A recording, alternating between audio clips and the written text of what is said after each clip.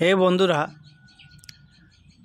অনেক শখ করে কিছু চুইঝাল গাছের চারা এনে লাগিয়েছিলাম। তো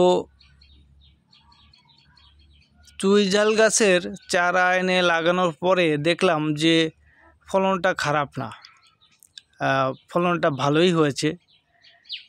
এখানে শুধু একটা আম গাছের সাথে চুইঝাল গাছটা এখানে উঠে গেছে লতা, যেহেতু লতার মতো গাছ। তো এইখানে শুধু এই একটাই না, আমাদের আরও কয়েকটা গাছ আছে। আপনাদের শুধু একটাই দেখাচ্ছি যে আমাদের এখানেও ভালো চুইঝাল গাছ হতে পারে, যেহেতু মিষ্টি জল আছে এখানে।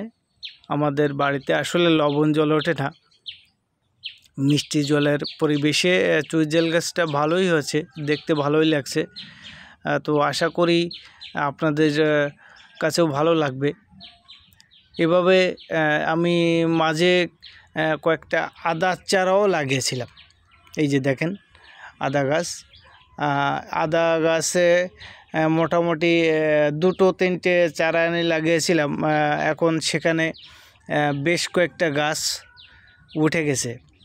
তো আশা করি আদাটা হবে। এখান থেকে স্থান পরিবর্তন করব পরবর্তীতে, তবে এখন দেখি আগে কেমন হয়।